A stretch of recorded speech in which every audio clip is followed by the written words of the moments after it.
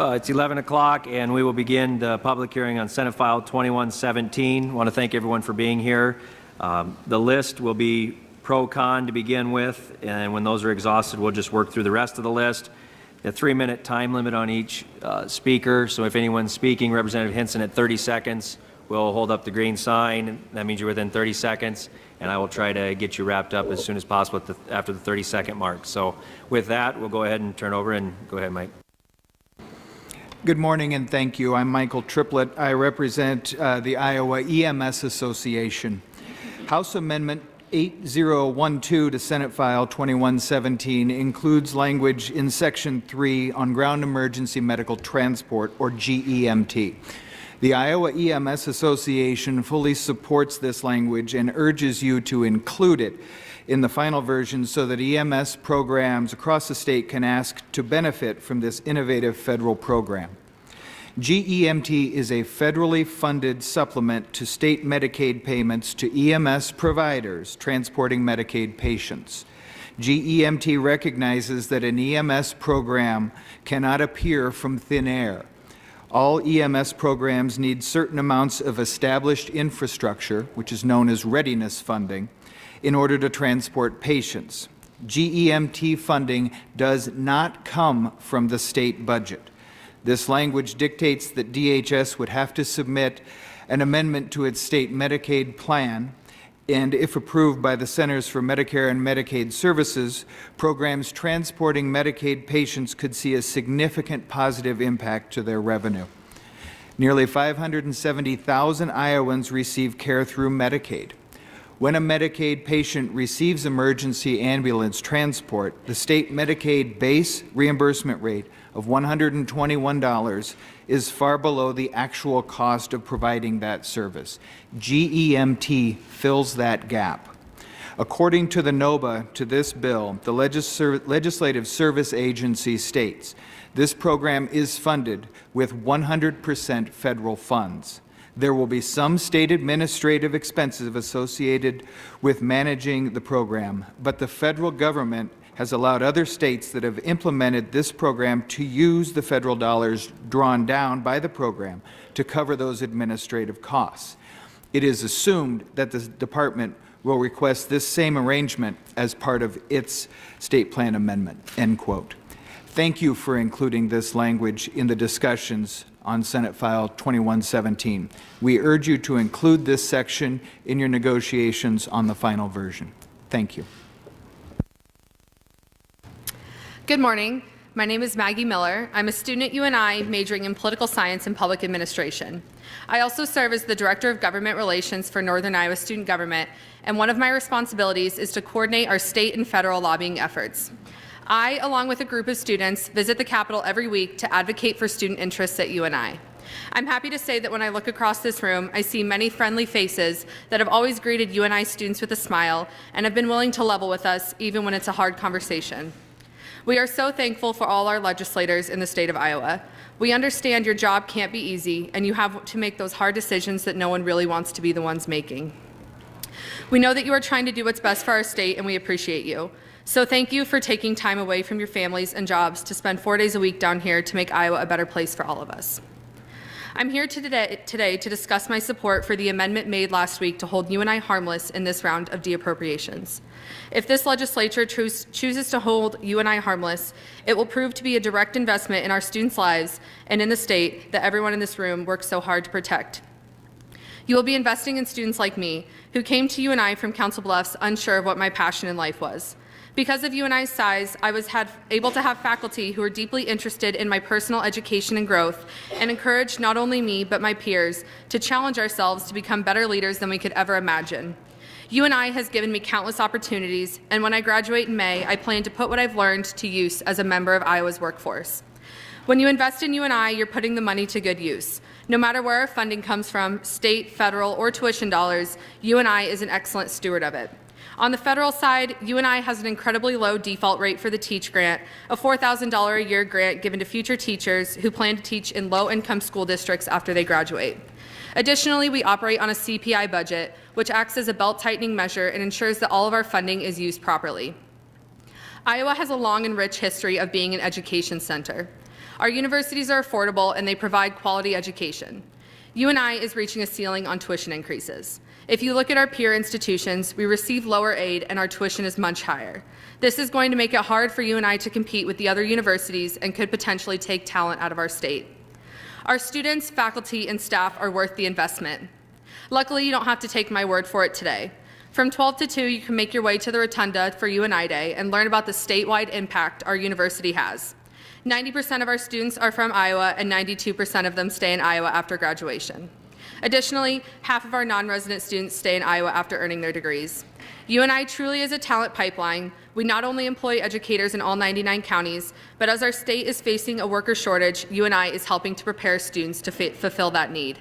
UNI educates Iowans for Iowa, and we need your help. We ask that you keep the amendment to hold UNI harmless, and together we can ensure that we make Iowa a great state to live in. Thank you. I think you might have timed that. That was exactly 3 minutes. Impressive. All right, go ahead. Good morning. My name is Cody Olson, and I'm from Iowa State University. And today I want to talk about my family. It's an exciting and it's a scary year for my parents because their youngest daughter is graduating from high school, and she's going to college. And as Sydney's oldest brother, I can't help, I want to give her the best advice that I can as she considers schools and prepares to leave home. And of course, I can't help but be impartial to Iowa State University and share all the tremendous experiences that I've had there that I wouldn't have gotten anywhere else in the world. But I don't know if she can afford to be a Cyclone. We grew up below the poverty line, and I had to pave my own way through college. I was fortunate to receive scholarships and financial aid from state and federal programs. But even so, there was never a semester that I went without worrying about having enough money to pay for my house bill or to get the books that I need for school. And as grateful as I am for the love and the support of my parents, I could never ask for monetary support without disrupting my family's financial security. I knew the buck stopped with me, and so I had to juggle academics, leadership roles, 2 jobs in order to make it. And looking back, I'm not sure if I would have made it if I knew that school had cost even just a few $100 more. Which is why I was immediately alarmed when the first tuition increase proposal came out from Iowa State University to increase rates by 7% for the next 5 years. And I had a sick feeling in my stomach when the Iowa Senate announced a $14.5 million in de-appropriations to the Regents universities. And actually, the day before the budget, I was in Majority Leader Dix's office, where student government leaders were assured that the leadership was dedicated to training the workforce of the next generation of our state. But how can the next generation attend college and develop workforce skills with tuition hiked, university budgets slashed, the Perkins loan eliminated, and the expansion of differential tuition in our institution? How can students who come from a low-income background, such as myself and my sister, find the support they need to go to school in a state that's ranked dead last in financial aid support? Understand that while these costs may resolve the annual budget, it will have generational impacts. At Iowa State University, your cuts mean faculty furloughs, canceled classes, and discontinued student aid. Many students already second-guess their ability to complete school, and your proposal may be a final nail in the coffin for hundreds. Please invest in the future of our state and place higher education at the top of your agenda. Thank you. Good morning. My name is Cody Smith, and I'm with Iowa State Student Government. Every fall, thousands of new students from all over Iowa, the United States, and the globe begin their adventure at Iowa State University. They choose our beloved institution over thousands of other universities in the world. Currently, I serve as the Vice President of the student body at Iowa State. Every day, I am asked to represent the 36,321 students that have entrusted me to speak on their behalf. Unfortunately, this task has become increasingly challenging in the current political climate. This year alone, through SF 2117, the legislature has proposed a cut of at least $8.1 million to the Board of Regents' budget. The quality of an Iowa State degree is among the best in the world. Accredited by the Association of American Universities, this puts Iowa State University head-to-head with Ivy League institutions like Princeton and Harvard. Regrettably, public higher education in Iowa is ensnared in a dangerous and unsustainable cycle. The legislature cuts funding, forcing the university to propose tuition increases to the board, which will inevitably and by no fault of their own, place this immense burden on the backs of students and their families. Furthermore, House Amendment H8012 takes away the board's ability, the body that best understands the financial situations of its own institutions, to decide where the cuts will be least harmful to students and their families. I believe that this decision is best made by those with a close and intimate relationship and understanding of each university, not the opposite. It seems to me that our state has reached a critical turning point when it comes to public higher education. Iowa State University, the first land-grant university in the entire United States, should serve as a beacon of opportunity for students who are determined enough to pursue a higher education. As a land-grant university, our mission is to be the most affordable to the most students, especially Iowa students. We should strive to uphold this pledge because it is these same students that will contribute significantly to our state's economy. In turn, by becoming our local farmers, teachers, agronomists, engineers, veterinarians, and our neighbors. I'm speaking today to ask you to think long and hard about what our priorities are as a state. Past budget reductions are already taking their toll on students, families, and in turn, our state. Unfortunately, our university's reputation and credibility are being threatened by this negligence. As Iowans, these cuts should and their impact should concern us all. In fact, they should concern anyone, including and especially you, our legislators. We are asking for your support of higher education in our state. We know that it is an investment in the future that we want for generations to come. We know that it is an investment in Iowa. We have heard the fiscal arguments, we have heard the political speeches, but this is about priorities. The time has come for higher education to once again be a priority in the state of Iowa. The time has come for you to invest in us, the future of our state. Thank you.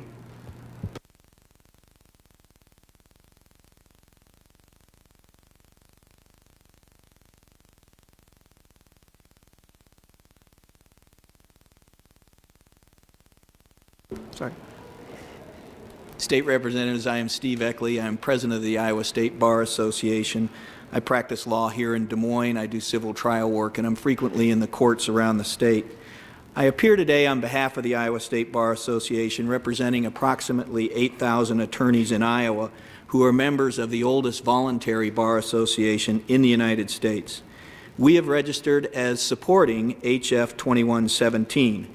We registered pro because there were two options, either be for the bill or against the bill. We are pro because this bill is much better than the original $4.8 million in de-appropriations proposed by the Senate. We therefore applaud the House in being much more deliberative and thoughtful as to how all of the various cuts to different areas of government will affect the citizens of Iowa who are your constituents.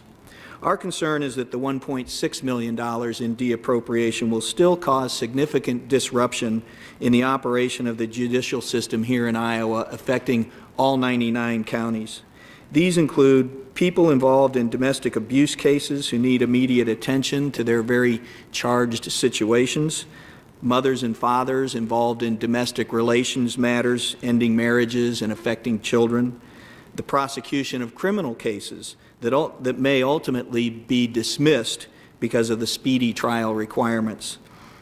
Civil cases involving individuals, small businesses, and large businesses all around the state have been set for trial for over a year, but might be continued for 6 months or yet another year. Delays causing tremendous increased costs and inconvenience to all parties. All of this affecting either directly or indirectly over 500,000 cases that must be processed through the Iowa judicial system each year. All of these cases affect citizens, cities, counties, and businesses throughout the state. While it is up to the judicial branch to determine how to manage any further budget cuts, we as attorneys know the cuts will affect court services in all 99 counties. Whether it be your constituents who are waiting to close a probate matter so that the proceeds of an estate can be distributed, criminal cases that need to be prosecuted, or civil cases that have been set for trial for months and even years, they will all be negatively impacted. We thank the House for reducing the amount of cuts that the judicial branch will receive. If there could be a further reduction in the cuts, that would be fantastic. We know that after you conclude the de-appropriations bill, you have to look at the appropriations for the next fiscal year and hope that you will consider these remarks in how you then appropriate monies to the judicial branch for fiscal 2019. On behalf of the Iowa State Bar Association, we thank you for your efforts. We recognize the difficult choices you must make, and we do appreciate what the House has done thus far to minimize the cuts to the judicial branch and encourage further reduction in the cuts. My remarks are in a written copy. Thank you. Thank you for your time. Yep, thank you.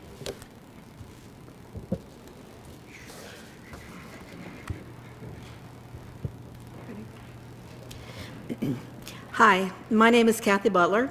I am a retired state employee and live in Woodward, Iowa. When I was with the state, I worked at the Woodward Resource Center as a resident treatment worker for 36 years. I provided total daily care, support, and nurturing to some of our most vulnerable Iowans. I loved my job, and I loved the individuals I served. They were like family to me, and many of us were like family to them that we cared for. I'm gravely concerned over the proposed $4.3 million cuts to the DHS budgets that's proposed. The devastating effect on mental health and healthcare services is clear, and even more cuts would harm our critically needy. When I retired, there was a waiting list as long as my arm of folks trying to get placed at Woodward and the other DHS facilities. We had forced overtime every single week, and DHS could not keep up with filling waiting positions for staff. I have friends who many times had to call home and cancel their plans because they were forced to stay for more hours, even on Christmas at the last minute. I wonder how many people here had to make that decision on their Christmas. How can state facilities bear these cuts? How will Iowans who rely on our state government be affected by the cuts? The individuals who live at Woodward Resource Center never asked to go there, never asked for the challenges they live with every single day, but they do need our help to live their lives. I know firsthand how dangerous the results of this bill would be. Please do not advance this legislation. Thank you.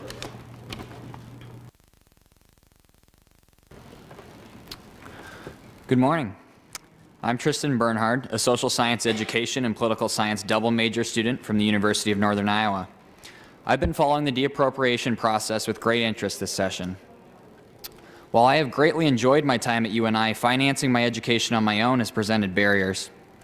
As the state has been forced to make difficult choices concerning the budget, higher education has been caught in the crosshairs on a few occasions since I came to school. I speak today wishing to thank you for your hard work this session and to support this bill that includes verbiage that would hold UNI harmless in this round of budget cuts. Because UNI relies so heavily on the state appropriation rather than research or athletics, lack of state support has a direct effect on many of the things that UNI does well.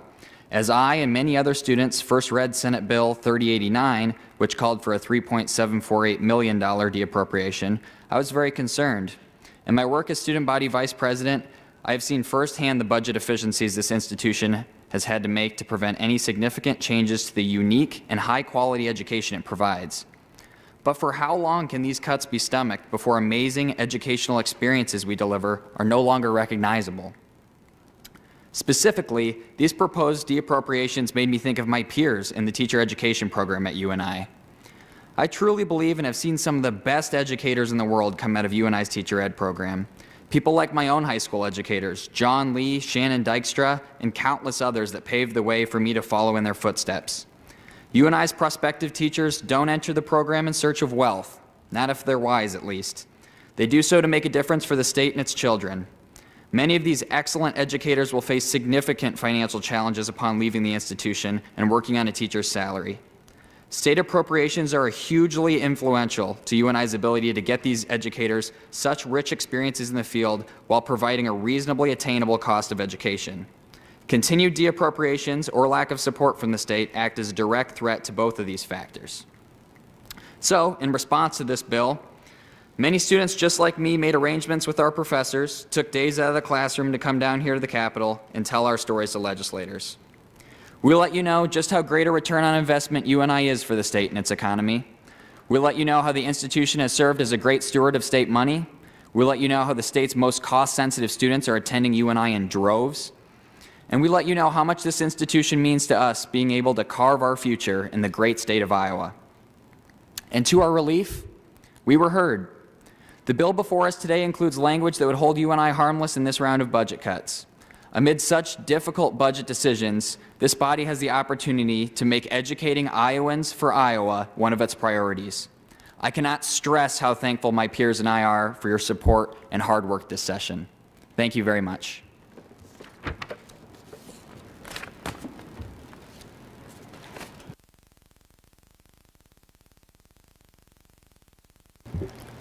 Hello, my name is Emiliano Martinez, and I'm a senior at the University of Iowa, Cedar Rapids native, former University of Iowa student government senator, and current president of the University of Iowa DACA advocacy group, Hawkeyes for Dream Iowa.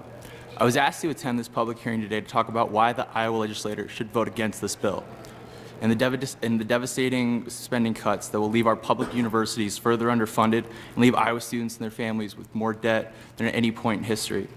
I encourage this legislative body to vote no on this bill because this year our state is at a crossroads. Iowa's budget crisis has been the central theme of every Des Moines Register article that speaks on the struggles that occur in our state.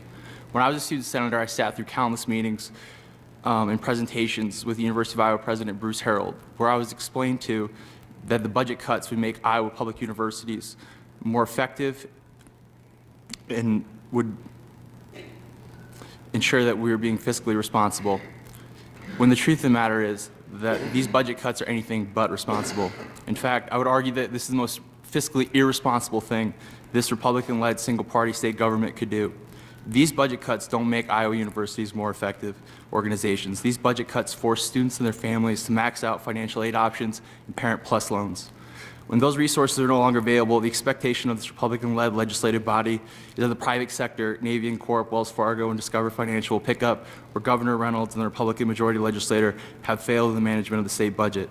According to 2016 U.S. Department of Education data, students that graduate from Iowa public universities average around $26,000 in student debt. The state's student loan default rate on students 3 years after graduation was 17.3%, which is the highest in the country. If you can pause for just one moment while we get a better sense of what's happening.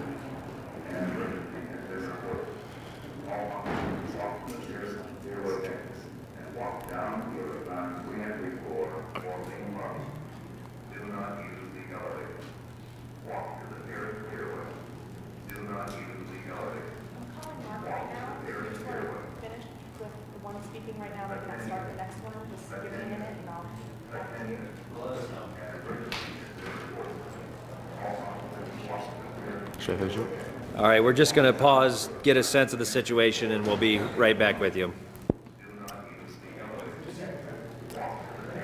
Of course.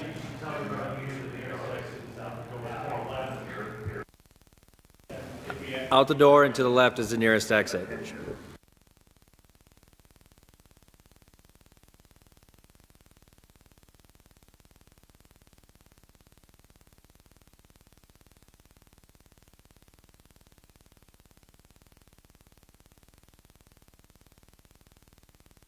All right, everybody leave the room. We'll be back shortly.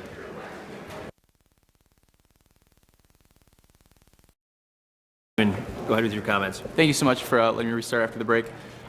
My name is Emiliano Martinez, and I'm a senior at the University of Iowa, a Cedar Rapids native, former University of Iowa student government senator, and current president of the DACA advocacy group known as Hawkeyes for Dream Iowa.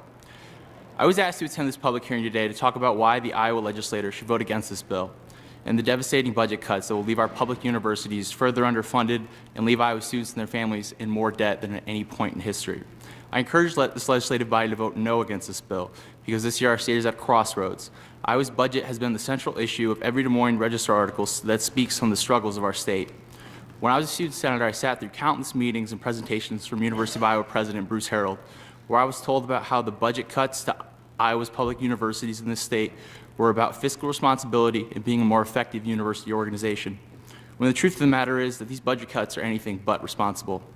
In fact, I would argue that this is the most fiscally irresponsible thing this Republican-led single-party state government could do. The budget cuts don't make Iowa public universities more effective organizations. These budget cuts force students and their families to max out financial aid options and Parent Plus loans. When those resources are no longer available, the expectation of this Republican-led legislative body is that the private sector, Navient Corp., Wells Fargo, and Discover Financial will pick up where Governor Reynolds and the Republican majority legislator have failed in the management of the state budget. According to 2016 U.S. Department of Education data, students that graduate from Iowa public universities leave with outstanding $26,000 in student debt. The state of Iowa's student loan default rate within 3 years after graduation is 17.3%, which is one of the 5 highest in the entire country.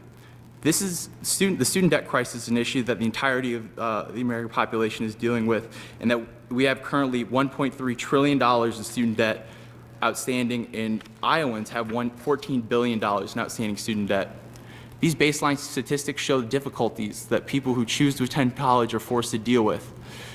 The responsibility, and with that, the response of this Republican-led state legislator in this existential crisis is to shift the cost of public education at state universities onto students and their families.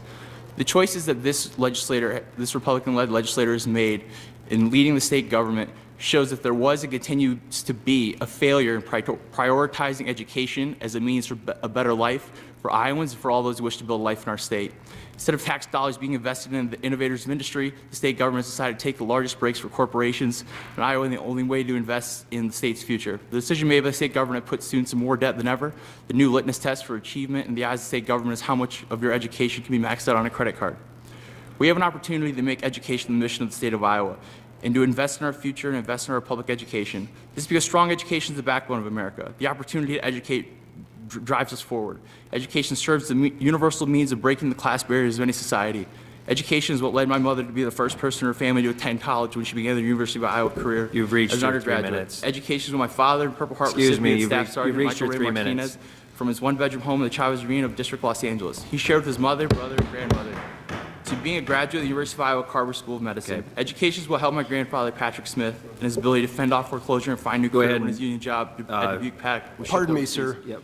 Education is what led Jared, my go ahead and grandmother, Donna start Smith, with- from being Jared, secretary in from you and Upward, Iowa, to a 2/3 career in public service Okay. at Dubuque When County he, Supervisor. is The done first being woman in rude the to your state to run time, for go ahead federal and start. office. When we decide that education is the mission of our state, we decide My to bet name on the is future that's Jared possible for Ryder. Iowa's children. I encourage you to vote no on this bill. Thank you. Okay. Would everyone please keep to the strict 3 minutes? Thank you. Go ahead, Jared. Good morning. My name is Jared Ryder. I'm from the University of Northern Iowa, and I'm a student there. I'm a senior majoring in public administration and minoring in biology. And I've had a plethora of opportunities because of UNI with my campus engagement. I've been involved in Big Brothers Big Sisters, campus ministry, student government, and Sigma Phi Epsilon fraternity.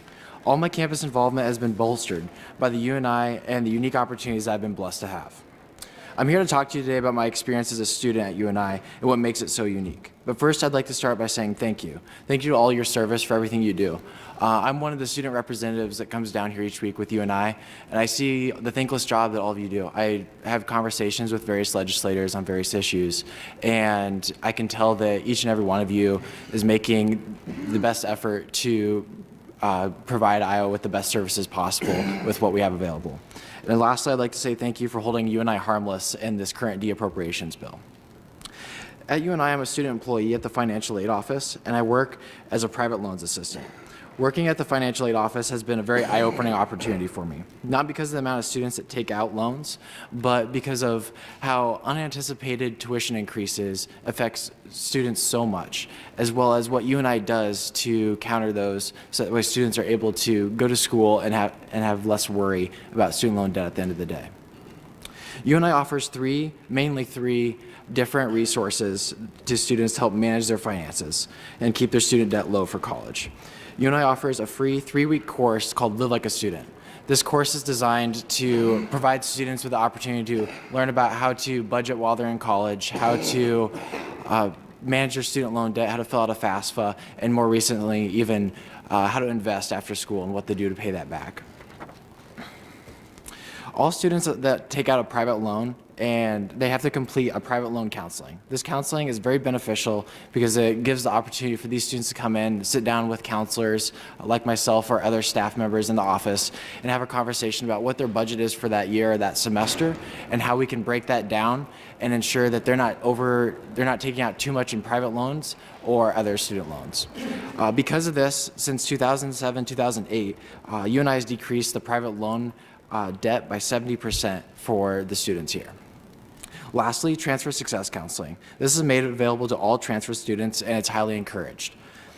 This counseling is designed to help students that are coming from a community college that have experienced relatively low tuition rates and have a budget for higher tuition rates. This also gives the students the opportunity to review what they have in student loan debt and what that might look like after they graduate. So as we go through this, we're able to have conversations with them and help them understand what they are doing, so that way they're able to leave UNI with fewer debt. And just last spring, in 2017, 79% of students completed transfer success counseling. Thank you, Jared. Thank you.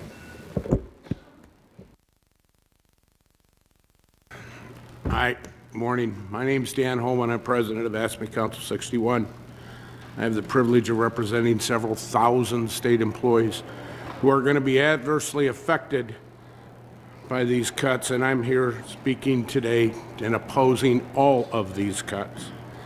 Overall state government has been cut to the bone, and I know these departments cannot effectively and responsibly provide essential services under this bill. All of these departments are going to be adversely affected, but I want to briefly speak about one in particular, and that is the Department of Corrections. Time and time again over the last few years, the DOC has been on the chopping block, and these cuts have put our state in a dangerous place. Over the last 12 months, the Department of Corrections was cut at every opportunity. $5.5 million was cut from the 2017 mid-year cuts last January. 2018 budget set last April, DOC was cut by another $2.1 million. And now, with only 4 months left in this fiscal year, you are proposing another $3.4 million cut. That is $10 million in 1 year. Excuse me, $11 million in 1 year. There are real consequences for these cuts. 4 facilities were shut down and completely last year. Lester Heights, the Lodge at Corenda, John Bennett unit at ISP, and the Sheldon Residential Treatment Facility. All probationary DOC employees were laid off last spring. The riot at Fort Madison with over 70 inmates, while there were only 4 correctional officers there staffing the yard to respond. In October, a known white supremacist gang member at the Iowa State Penitentiary stabbed a Latino correctional officer repeatedly with 2 10-inch shanks while he will let 2 white officers walk by him. This Latino officer has yet to return to work. Forced overtime for both COs and nurses occurs every single day, weekly. And now the state cut the nurses' premium overtime, so they're not even getting paid premium overtime. Morale is at an all-time low. The stress of this job is something I don't believe any one of you can comprehend. I will end my comments with this. Your actions here today have real-life consequences. I know that the passage of this bill would directly result in Iowans being put in harm's way and will result in more injuries and more dangerous workplace that staff go into every single day. As president of this union that represents these workers, this keeps me up at night. When will an officer be killed? Please, don't vote this budget through. Corrections cannot take any more cuts than they already have. Thank you, Mr. Holman.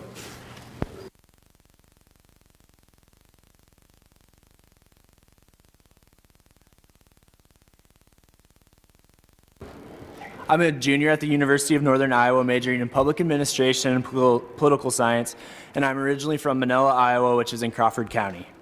The 3 years I have spent at UNI have been full of opportunities both in and out of the classroom. Those opportunities include the content I have learned from faculty, attention from professors that I have received that have provided me with resources in shaping my future, involvement in various student organizations that have allowed me to connect with other student leaders and community members, and that has given me a place to call home. 92% of our graduates stay in Iowa after graduation, where they lead careers, pay taxes, and raise their families within Iowa communities. So not only does funding to UNI help students like me create the best future possible for myself, but it is a direct investment in helping Iowa grow and be the great place we all call home. I'm here today to thank you for your service to the state and for the amendment that holds UNI harmless from deappropriations. Because at UNI, Iowans are truly being educated for the state of Iowa. I also want to encourage you, invite you all to attend the Rotunda today to hear different student testimonies and their experiences at UNI and how that's working to shape the state of Iowa. Thank you.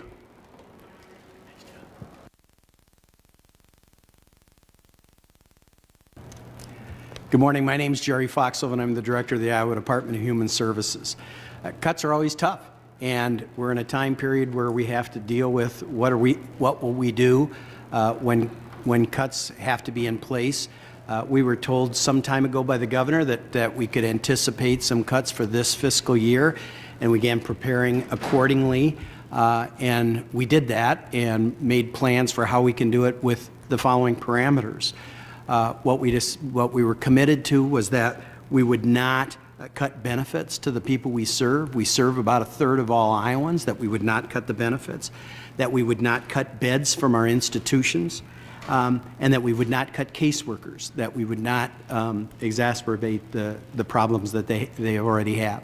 And so we designed a budget that was able to do that based on some lower caseloads, not in terms of child welfare, lower caseloads in terms of other issues like Promise Jobs Iowa and so forth. As the economy becomes better where people have jobs, there are fewer caseloads for some of the other things that we do. We also maximize the use of some federal block grants to be able to make that happen.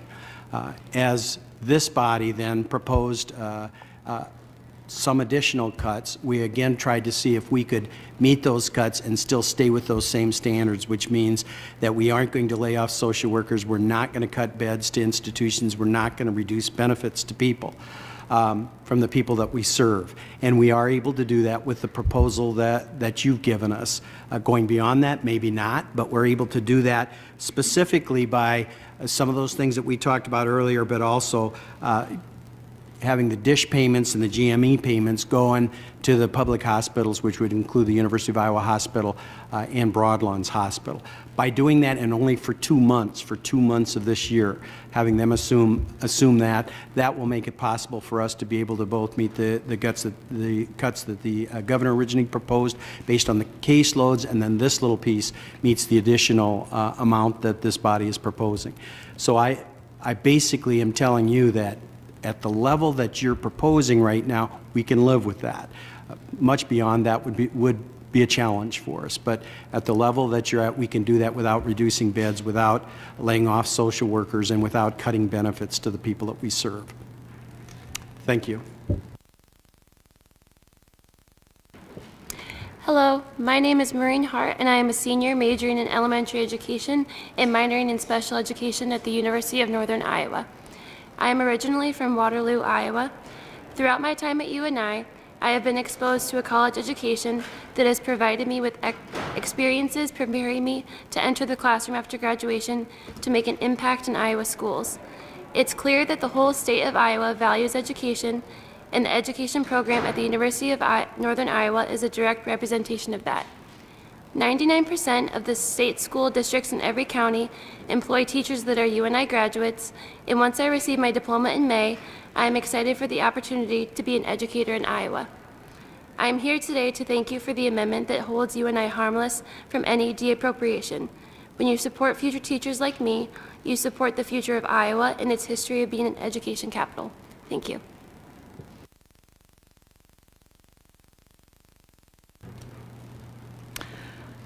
My name is Carl Schilling. I'm wearing 2 hats today. I'm representing the Iowa United Professionals, United Electrical Workers, my old union, I retired from the Iowa Civil Rights Commission after about 25 years, all of which I spent as a union steward, and did some of my best civil rights work as a union steward. I'm also representing the Iowa Organization for Victim Assistance, in that I would not have services to victims of crime curtailed, and to some degree that has already occurred. So I worry about further cuts in all of the programs. My wife would tell you that my mind tends to wander. And while I was thinking about this, it wandered back to the old days when physicians used to think the best treatment for illness or for even wounds was to bleed them. The man who shot Garfield, for instance, said that he should only be charged with attempted murder because he just shot the president, that it was the doctors that killed him.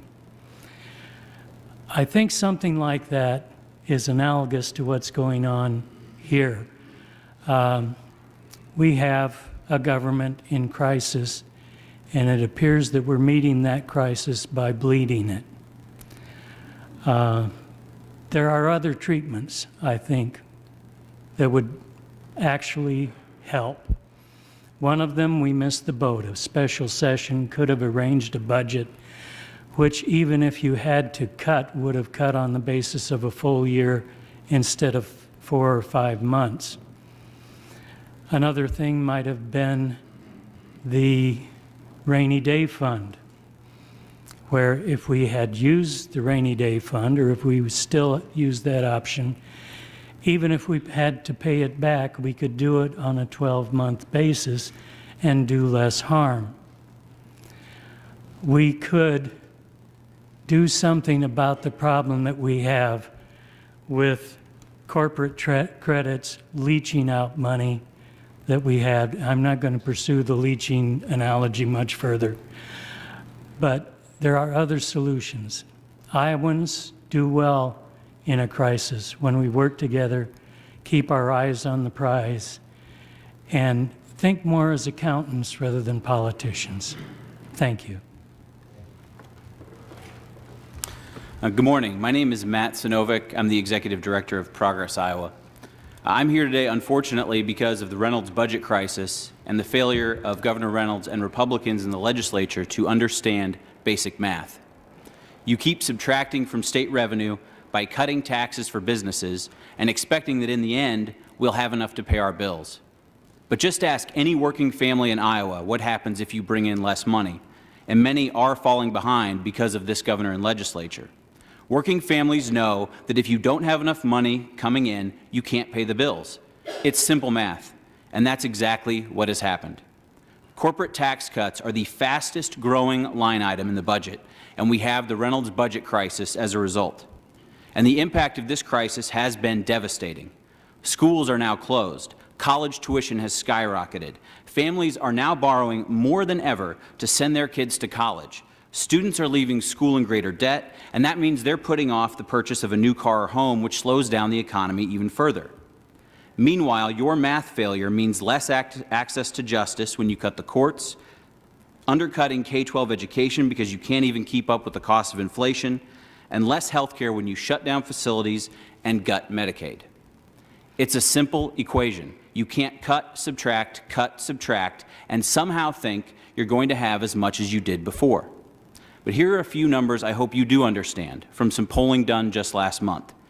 57% of Iowans think that corporations and the wealthiest are not paying their fair share in taxes. 58% of Iowans would rather fund public services than personally receive a tax break. And only 26% of your constituents approve of the job being done by this legislature.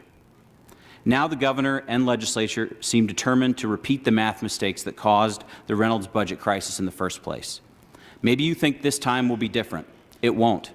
Maybe you think cutting and subtracting from Iowa's future is good policy. It is not. Or maybe you think Iowans are as bad as math that you are. Well, we aren't. We know when public services that we count on are being subtracted from. And if you all don't start funding public services and fighting for working families, we will be counting the days until the November election. Thank you.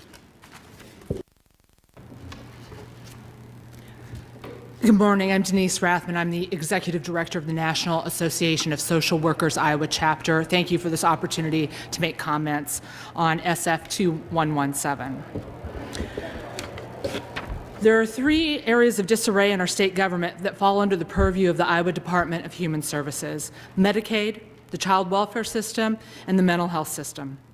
Unfortunately, this is not surprising when you consider the continued budget cuts that this body has delivered to the DHS budget year after year. While we thank you for shielding the Medicaid program from further cuts, the most vulnerable members of our communities, people who live with mental illnesses and other disabilities, and the children and their families that are either involved with or at risk of becoming involved with the child welfare system, are likely to lose services. DHS takes up a significant portion of our state's budget, which makes it an easy target when budgets need to be trimmed. There is no more room to trim at DHS. The members of our Association of Professional Social Workers implore you to find other places to trim this budget. While DHS is working to improve the child welfare system, there is only so much work that can be done with the number of people that are currently on staff, let alone after cuts. Regardless of how many children are on a person's caseload, there are only so many hours in a day. Caseworkers cannot magically create more hours in which to complete the tasks necessary to ensure that the families involved with the system receive the services that they need. The December 2017 Iowa Department of Human Services Initial Targeted Child Welfare Review, prepared by the Child Welfare Policy and Practice Group, reported that caseloads for caseworkers, quote, far exceed those prescribed by the Child Welfare League of America standards or recommended in most child welfare workload studies. Additionally, the report found that the system used to, quote, track, access, and analyze data for ongoing services in children and families involved in out-of-home care is badly outdated. According to the report, DHS has outlined a plan for revision of the current child welfare system, but has no timeline for when resources may become available to build it. The report also states that forward-thinking child welfare professionals of today are teaching staff to use data to assess their performance, identify areas of practice needing attention, and actively monitoring key metrics that adjust efforts towards improving child and family outcomes. This cannot be accomplished with the kind of database now in use on ongoing services in DHS. After hours of child protection intake is handled by operators at the Iowa State Training School for Boys, which calls to social work supervisors. Several interviewed expressed a lack of consistency in the after-hours intake process and suggested that the central intake unit should be expanded to take calls around the clock. Thank you. My name's Matt Chapman, Chair Grassley, Vice Chair Hinson, ranking members, and all the committee members, and I hope I got that right. Thank you for the opportunity to speak. There'll be many more knowledgeable speakers on the specific impacts of these cuts, so I'll leave it up to them to discuss those details. I feel these de-appropriations are a symptom of a culture shift, and I would like to use my time to address what I believe is driving that change. One example of those drivers can be seen in legislation that's been introduced by both chambers this year that would mandate drug testing, work requirements, and quarterly recertification for SNAP or Medicaid eligible Iowans. In Florida, not only was drug testing ruled unconstitutional as search and seizure without probable cause, but only 100 beneficiaries were kicked off the rolls at the expense of $22,000 apiece. You can't profile folks just because they're poor. I would also question the logic of taking away health insurance from someone with a substance abuse issue. The work requirements are already in place for SNAP recipients, and most of the content of these bills are redundant. Currently, application processors have a caseload of 1,000 applications. To go from annual recertification to quarterly would require quadrupling the staff at a cost of $100 million. The perception that struggling, disabled, and the working poor are crooked or gaming the system isn't a fact-based assumption. This view is perpetrated by biased news sources that frame the well-off among us as the victim and those struggling in a system that has been legislated for inequities as takers. Some of the legislators here at the Capitol push this view at the expense of their own constituents. When Senator Schultz and Representative Holt were asked where the idea for the Medicaid and SNAP bills came from, they both said that it was their constituents' #1 issue. Senator Schultz uses the word welfare in a way that stigmatizes the working poor. Medicaid is health insurance and is as much a right for every American's well-being as a strong defense. With issues facing Iowa's rural towns, these bills seem like a distraction and a campaign commercial more than a policy that would help their districts. I wrote an article about Senator Jake Chapman in Iowa's Starting Line, using his Facebook page to not just divide the electorate, but incite his base and drive the narrative that poor or undocumented were the causes of his constituents' struggles. I've written Bleeding Heartland about Senator Chapman's tactics as well, and he recently blocked me, and all our conversations were scrubbed from his page. The last comment he made to me was that he liked our discussions, and he gave me his phone number. But this isn't Iowa. Pitting citizens against each other and punching down on the most vulnerable is a shameful thing to do. It might rile up a base and make a great campaign commercial, but it is destructive to our state, to our people, and to our country. Thank you. Thank you.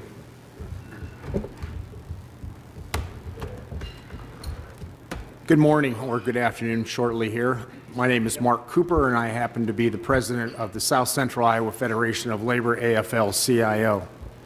I'm here to speak in opposition to this draconian budget. It places an undue hardship on our most vulnerable citizens. I can't believe that we're even considering these type of cuts to the folks of Iowa.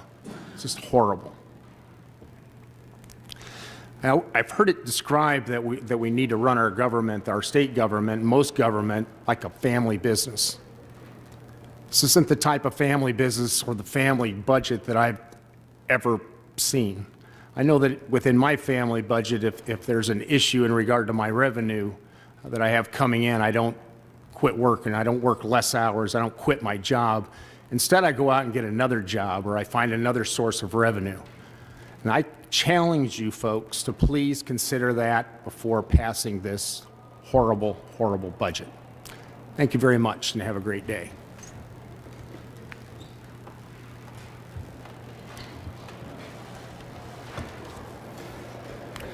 Good afternoon. My name is Ken Sager. I'm president of the Iowa AFL-CIO. Thank you for the opportunity to speak here on Senate File 2117 today. I have no illusions about the process. The public has been afforded this opportunity to have some input on this disastrous budget adjustment because of the minority party in the House.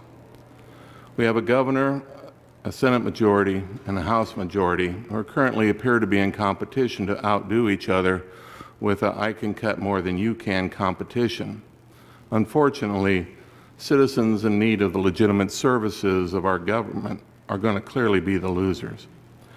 So in spite of the federal government's returning additional monies to the state, this majority will continue its assault on working Iowans. I, unlike most Iowans, listen to what politicians say. I find it interesting. There is an analogy that many use, and President Cooper stated it earlier, that we need to run our government like we run our family budget. And I think everybody can understand that statement, but it's kind of interesting, you know, from my personal perspective. I know when I was younger and had young children, budgets were really tight. We didn't spend money on frivolous things. We were pretty serious about what we did.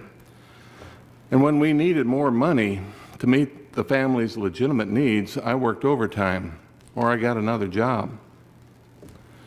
What I did not do was cut our income by refusing extra work or by quitting my job. Yet that is how this legislature and our governor are behaving. We're in the third or fourth round of budget cuts in this fiscal year. This lack of money comes not because of anything that we're doing, but because of the continuous tax cuts and tax credits for wealthy corporations. We have managed in a booming economy to crater our state budget. And we're working again in competition between the House, the Senate, and the governor to see who can cut the most out of our budget and take this budget shortfall.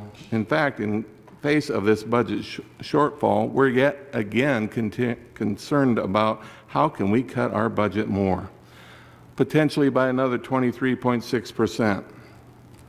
So for those of you who continue to use we need to run our government like our family budget, you might consider a different analogy, because there is no one who runs their family budget like you do.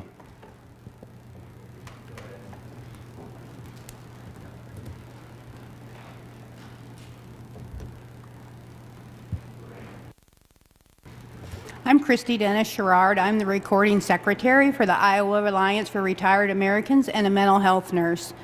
I am concerned about the continued cuts to the DHS budget. Prior to the job that I have now, I was a state employee at the Woodward Resource Center. And the cuts that you're making have consequences for people.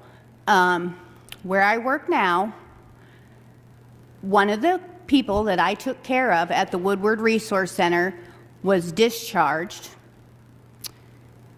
sent to a group home in the community. She was not successful. She has the intellectual capacity of a 7 or 8-year-old. She came to me where I work more than 10 times. She had gained over 100 pounds. She was in congestive heart failure. She was kicked out of her group home. They put her in an apartment by herself with 4 to 8 hours of supervision per day. Prior to this, she lived at Woodward at an ICF ID with 24/7 care. She was incapable of taking care of herself, and these budget cuts have consequences. We have facilities out there that people need the services that are there, and we continue to close cottages at Woodward and other state institutions when the need is there. So you've introduced the bill for the mental health access centers, which is a great idea. But in an election year when mental health is a big issue, it feels like a feel-good bill that's not actually going to help people. I have the police bring people to me where I work all the time, and they cannot get the proper help that they need. They are in and out of the emergency room. Most of them cannot articulate that they are a danger to themselves or others, which I call the magic words to get a bed inpatient.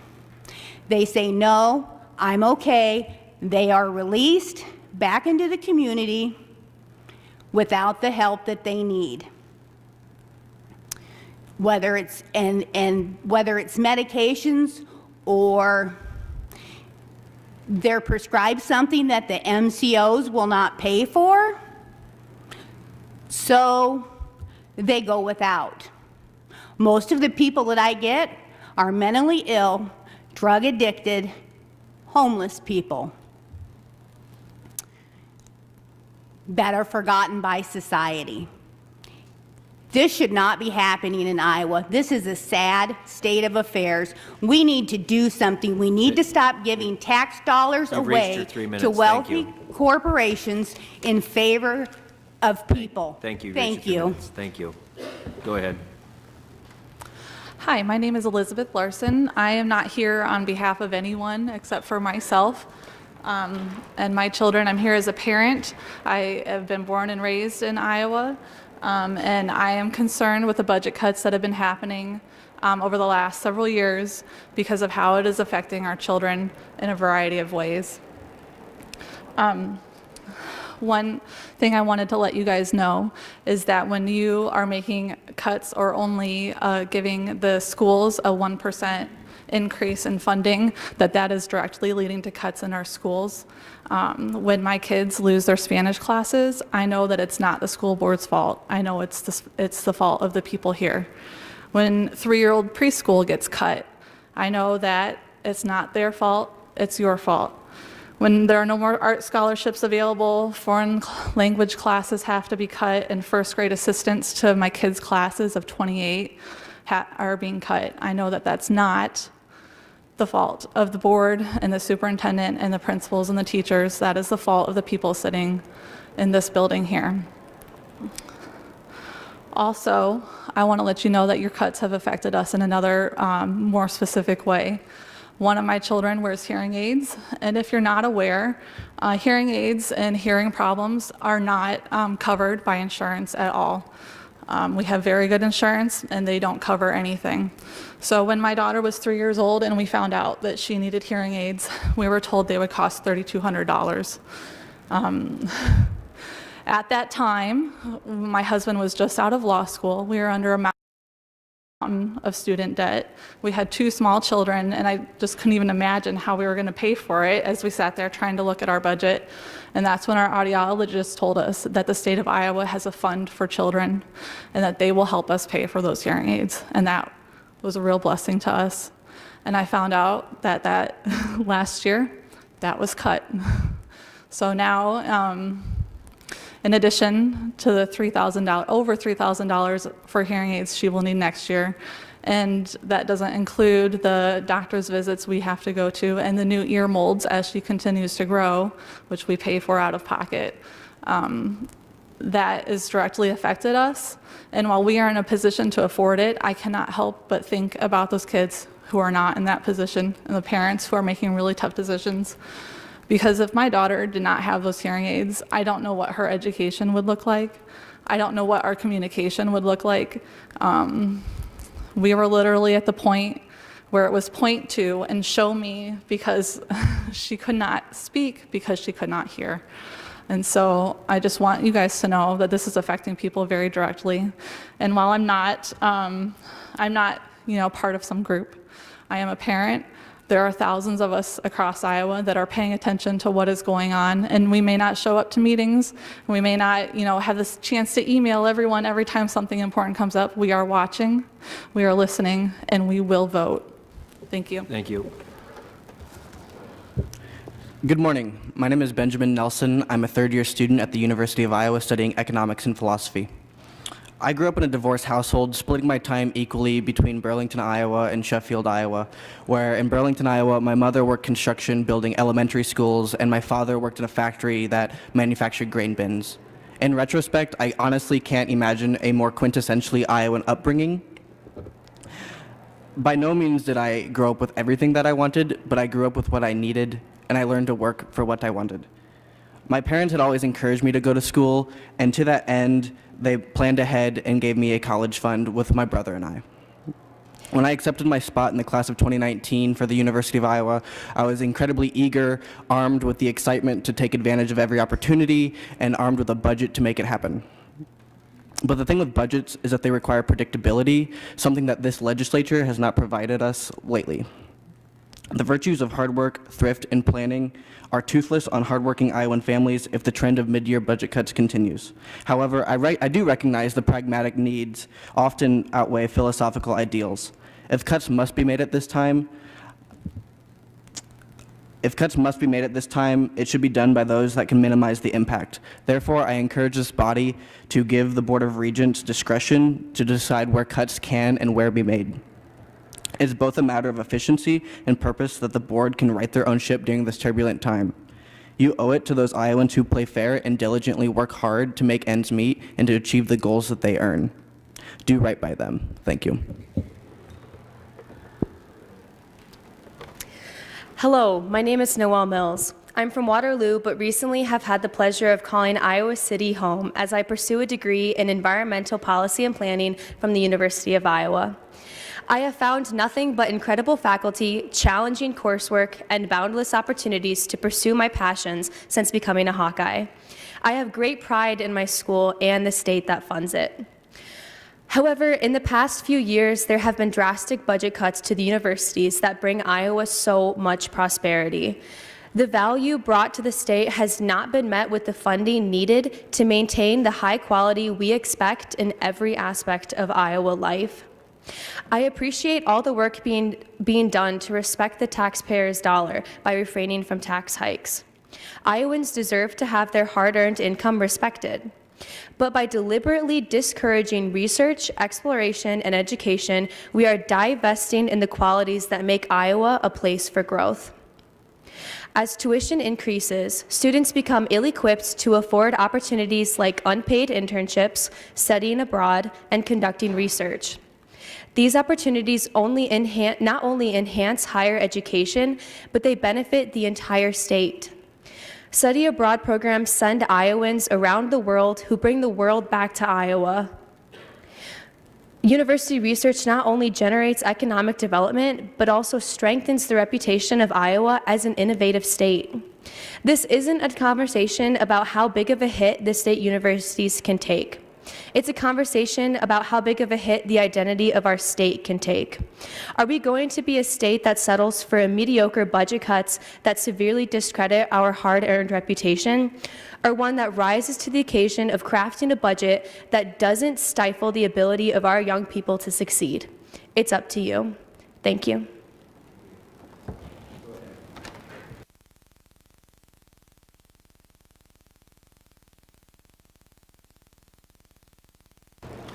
Good morning. I'm Earl Kilgore from Broadlawns, and I believe I'm the second to last speaker, which I'm pleased to be.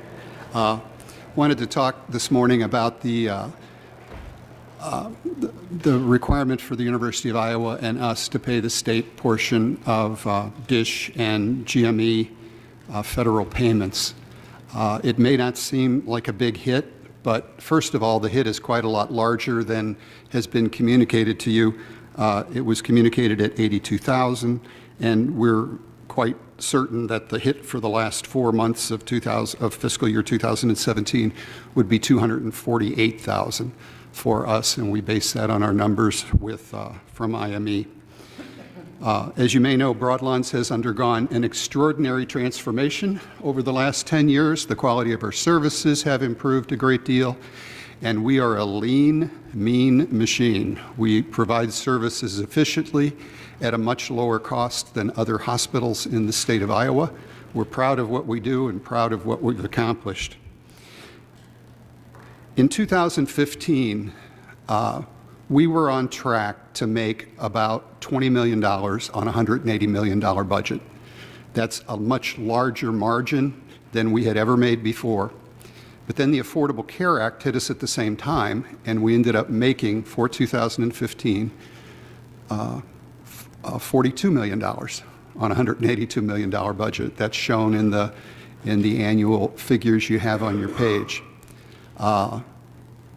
The following year, we made about $20 million, and we are on track this year to perhaps make 3 or 4. What happened to that money?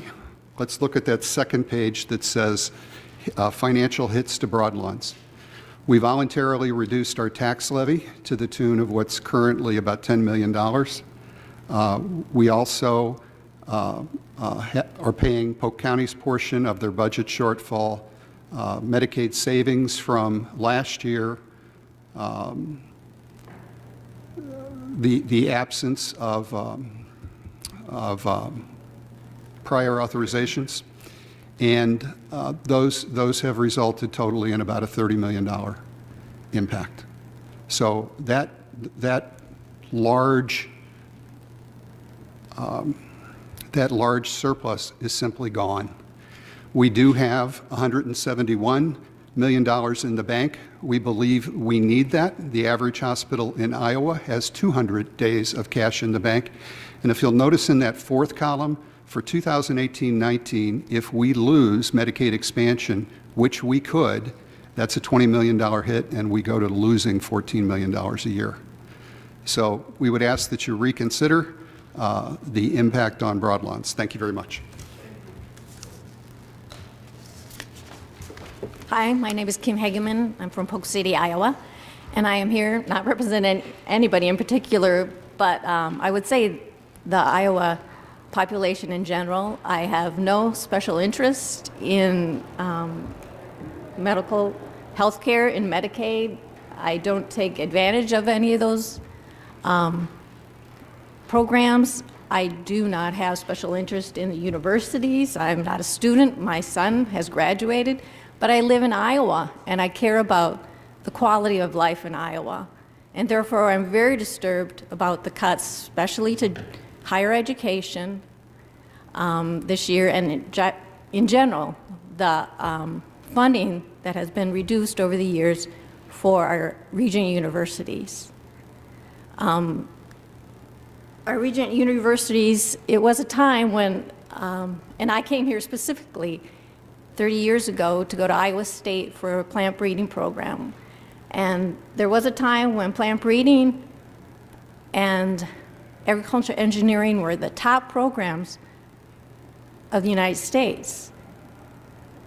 And Pioneer Hybrid, now DuPont Pioneer, and John Deere had great collaborations with the universities, and they hired those students, and they did research together. And now, instead of those companies providing a symbiotic relationship, now we're giving them tax cuts. We're giving tax cuts and tax breaks to DuPont Pioneer and John Deere. And so instead of a symbiotic relationship that's better for taxpayers, workers, students, and progress, we are now one-sided, thinking that if corporations are doing better, we're all doing better, but we're not. Those profits go to those stockholders. So I would like to say that these cuts are very disturbing, and we don't have a spending problem, we have a revenue problem. And this year, I know you can't solve our revenue problem, but there's a rainy day fund, and I please implore you in the future to start looking at what the priorities are and where we're spending our money. Thank you. Thank you. That concludes the list that we were given. So at this time, the public hearing will adjourn.